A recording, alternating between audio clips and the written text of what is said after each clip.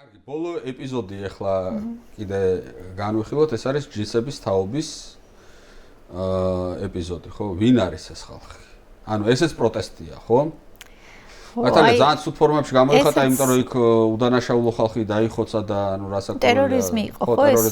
ეს ასე იყოს სისხლის სამართლის მაშინდელი სისხლის სამართლის კოდექსის მიხედვითაც და დღევანდელიც, იმიტომ რომ ამას ადამიანები შეეწირნენ და ქართულმა, არ ვიცი, ლიტერატურამ, თეატრმა და ისტორიოგრაფიამაც გარკვეულწილად ეს ადამიანები უფრო მეტად გმირებად აქცია.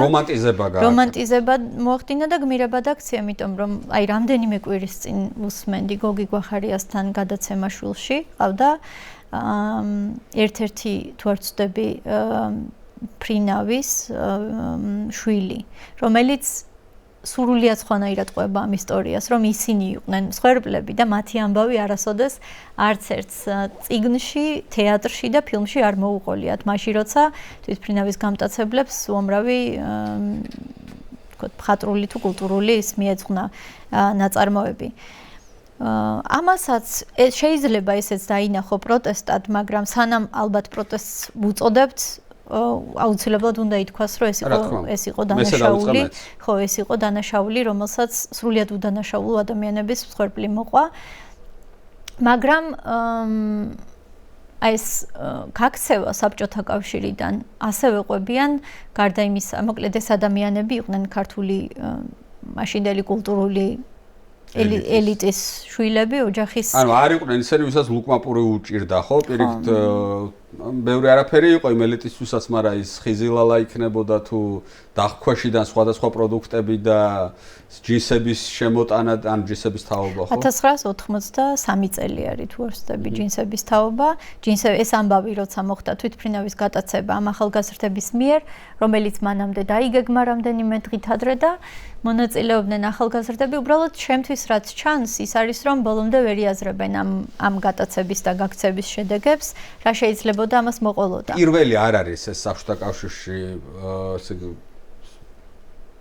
სოხუმი ბათუმის რეისი მამაშულმა ბრაზილსკაცებმა გაიტაცეს 1971 წელს თუ არ ვცდები და წარმატებულად, იმიტომ რომ მაშინ როგორ იყო დღეს რომ უსაფრთხოების კონტროლს რო გადიან ადამიანები და რაც ბილეთის ხარჯი რო უნდა აშუქონ. ანუ მაშინ თვითმფრინავში ადიოდნენ ადამიანები როგორც ავტობუსში.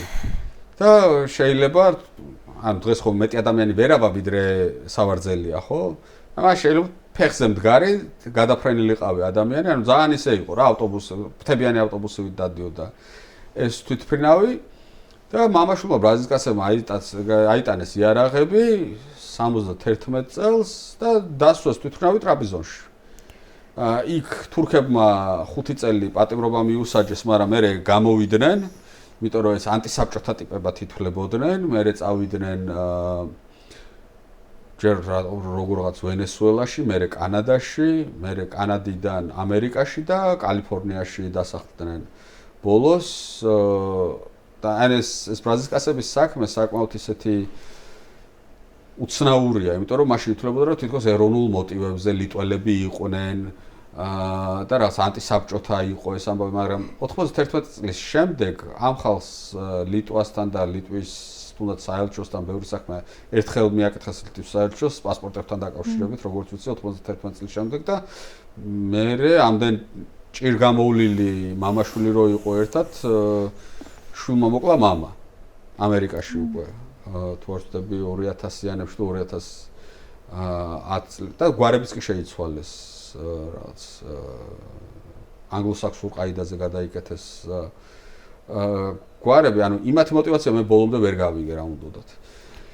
მაგრამ ეს გაქცევის ფენომენი არ იყო მარტო ეს ეს ჯინსების თაობას დავარქმევ თუ თვითმფრინავის ბიჭებს მე მსმენია გადაცურვის ისტორიები ხა რეალური იყო თუ არ იყო. ჩამოდიოდნენ რო გადაეცურათ. ხო, ბათუმიდან გაღწევის ამბები და ასევე გასტროლებიდან ქვეყნის საბჭოთა კავშირი, ანუ გასტროლებში როცა მიდიოდა რამე ანსამბლი თუ საცეკვაო თუ მუსიკალური, იქ მზარეულად გაყოლა და შემდეგ დარჩენა საბჭოთა კავშირს გარეთ. ანუ ეს არ არის ცალკეული ამბავი, შეიძლება რომ ერთიანად დაერქვას გაქცევა, რომელიც შეიძლება იყოს პროტესტის ფორმაც, ხო, ადამიანების, რომლებმაც სისტემა ვერ შეცვალეს, მაგრამ ყველანაირი ფორმა ცადეს, რომ აქედან წასულიყვნენ და აქედან გაქცეულიყვნენ, რომელიც მერე როცა საბჭოთა კავშირი დაიშალა, მართლა უამრავი ადამიანი წავიდა არა მარტო საქართველოსდან, არამედ სხვა მოკავშირე რესპუბლიკებიდან და ეგეც შეიძლება იყოს პროტესტის ფორმა, უბრალოდ ვინ რას გაურბის, ვინ რას გაურბოდა მაშინ და მერე როცა დაიშალა.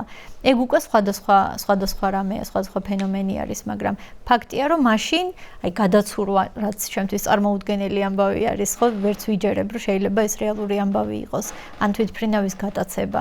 ისე არ უნდათ ეცხოვრათ საბჭოთა კავშირში ვიღაცეებს, რომ გაიქცნენ და დღეს ვიღაცეებს ისე უნდათ უკან დაბრუნება, რომ რაღაც ნოსტალგიურია მათთვის ის პერიოდი. ეხლა ერთ-ერთი მანიშნებელი ეს გაქცევაზე მოთხოვნა, ხო? რო უჩნდებოდათ ადამიანებს, ერთ-ერთი აი კაფიო ვიზუალური გამოხატულება ამისა არის 1990 წელი, როცა მოსკოვში გაიხსნა პირველი მაკდონალდსის რესტორანი. ალბათ ნანახი გექნება ეს კადრები. ну მაკდონალდსი არის აი ჯანკ ფუდი, ხო, რაღაცა, აი ნაგავი საჭმელი, ქართულად რო თარგმნოთ, რომელიც ყველაზე დაბალი დონის რაღაცა თითვლება ამერიკაში თვითონ რა, მაგრამ როცა მოსკოვში ეს გაიხსნა, ადამიანები როგორც თეატრში წასასვლელად ეგრე გამოიწყნენ და უსასრულო რიგებში დადგნენ, რომ მაკდონალდსი შეეღწიათ. ანუ ეს სამხმარებლო პროდუქტის დეფიციტი და მიმზიდველობა, აი მაგალითად კილაში ჩასხმული ლუდი, რომ ადამიანებს რო ჩამოჰქონდათ, ისინი მათ ვინც აღმოსავლეთ გერმანიაში ჯარში მსახურობდნენ, ხო, ერთ-ერთმა მომიყვა, რომ ჩამოვიტანო ხელყუმბარები ეგონათო. ეს კილაში ჩასხმული ლუდებიო, ხო? მიმზიდველობა თავისუფლების, იმიტომ რომ ამ ჯინსების თაობის ბიჭებს და გოგოსაც ცდომა ჰქონდათ მეტ განათლებაზე, რადიოზე, თუნდაც ჯინსებზე, ანუ აპეტიტი ჰქონდათ გაგებული, ასე რომ ვთქვათ, იმ თავისუფალი ცხოვრების ერთი მხრივ და მეორე მხრივ ლიმიტირებული ხელმისაწვდომობისა სამხმარებლო პროდუქტებზე და აი ეს ლიმიტი ნერვებს გიშლის რა, რაღაცა რო იცი სადღაც კარგია, ნერვებს გიშლის ეს ამბავი და ნუ გინდა თან რა ასაკში არიან ესენი, ხო, რომანტიზებული არის ყველაფერი, ის ბრაზილსკაცები გაიხსნენ, ეს ისტორია იცი და რაღაც აი ახლა ამას 40 და 50 წლის ადამიანი უფრო ნაკლებად გააკეთებდა, ვიდრე თინეიჯერობიდან ახალგამოსული ადამიანი, ხო? ალბათ ეს მრავალი ფაქტორი არის ამაში და ეს ძალიან ცუდად დაემთხვა სხვათა შორის, ნუ შევანაძეც ამბობდა, რომ ამას მე არ ვწყვეტდი, ანუ ამ დროს ხდება რა, რომ 83 წელი არის რა და ბრეჟნევი ჩაანაცვლა ანდროპოვმა. ანდროპოვი არის 80 კგბ-ს, ანუ სანამ საბჭოთა კავშირის ხელმძღვანელი გახდებოდა, მანამდე არის კგბ-ს ხელმძღვანელი. და ასაკიანია საკმაოდ. ასაკიანი არის, არ არის რომანტიულად განწყობილი. კგბ-ს ხელმძღვანელია, შევარანძე არ არის მისი კადრი. მისი კადრი არის ალექსი ინაური, კგბ-ს ხელმძღვანელი საქართველოსი. ალექსი ინაური პირდაპირ კავშირზე არის ანდროპოვთან და რამე ეს სიმწრით ნაგები კარიერა შეიძლება თავზე ჩამოექცეს შევარდნაძეს. და ამ დროს, აი 78-ში ხორბილად მოიქცა, იმიტომ რომ ბრეჟნევთან ეს გაუვიდოდა, მაგრამ 83-ში უკვე მან ანდროპოვს უნდა დაუმტკიცოს, აი როგორც სხვა შემთხვევები ვახსენეთ, უნდა დაუმტკიცოს, რომ ინაურის ჩარევა არ არის აუცილებელი ამაში, რომ თვითონაც საკმარისად მტკიცე და მყარი ხელი აქვს, რომ ამ ყველაფერს გაუმკლავდეს. და ნუ ბრუტალურად ხდება. ანუ რა თქმა უნდა, იქ ხალხი დაიღუპა და თავისთავად ეს ტერორისტული აქტი იყო. მაგრამ აი ეს მღვდელი ჩიხლაძე როგორც, ანუ ჩიხლაძეს დახვეწა მღვდელი რო დახვიტეს. ეს იმას ნიშნავდა, რომ ანუ არ იყო არანაირი აუცილებლობა მისი დახვეტის, როგორც იდეოლოგიური ხელმძღვანელის, ანუ მე მღვდელსაც დავხვიტავ, ეგეთი ამბავი იყო. ხო, მოთხოვნა იყო მე როგორც ვიცი, ხელმოწერების შეგროვება იყო იმისთვის, რომ საშელის უმაღლესი ფორმა დახვედა გაეუქმებინათ და როცა მიყვებოდნენ სტუდენტები რომ აგროვებდნენ ხელმოწერებს, ბევრს მერე უკან გაუტანია თავისი ხელმოწერა, ხო, ან გაატანინეს, ან შიშის გამოც. ანუ აზრი არ აქვსო თქვენს ხელმოწერასო და გაიტანეთ სანამ თქვენ ჩარში აღმოჩნდებითო, ხო? და იქ ფეტუიაშვილს გეგა კობახიძის საცოლე, რომელსაც ნუ აღარ მინდა ახლა დეტალებში ჩასვლა, მძიმე, ხვედრი არ გუნდეს ძალიან. ხო, ანუ საბოლოოდ გაქცევაც მაინც აი ხა წინა შემთხვევა რაც მოყევი მსხვერპლით დასრულდა, ხო, ესეც არავის არ შერჩა ბოლომდე, რომ გაქცევის მცდელობა იქნებოდა თუ გაქცევა, აქაც დახვრეტილები, მსხვერპლი, ის გარდაცვლილი ადამიანები. ერთი სისასტიკე ქონდა საბჭოთა, ანუ ბევრი ქონდა, მაგრამ აი ეს ერთი ვერ გავიგე ბოლომდე რა. რატო რომ სიკვდილით დასჯილებს ართმევდნენ ანუ არ გადასცემდნენ გვამებს ჭირისუფლებს, რომ მათ საფლავი მაინც ქონოდათ საკუთარი ჭირისუფლისა. აი ინკოგნიტო ადგილზე მარხავდნენ სპეციალურად, რომ საფლავი არასდროს არ არსებულიყო და ესე მოხდა სამწუხაროდ ამ შემთხვევაში.